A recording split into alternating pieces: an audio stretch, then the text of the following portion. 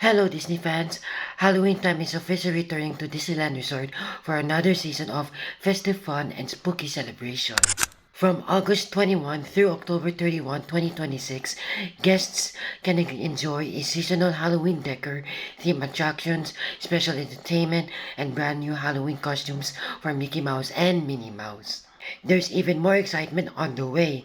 Tickets for the highly anticipated Oogie Boogie Bash will go on sale on June 18, giving guests the chance to experience exclusive entertainment, unique character encounters, themed food and beverage, and an unforgettable evening of Halloween fun.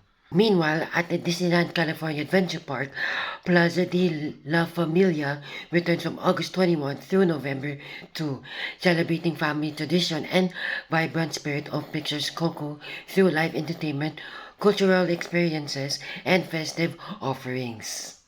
Will you guys be visiting Disneyland Resort during the Halloween season? Let me know in the comments and be sure to subscribe for more Disney Parks updates.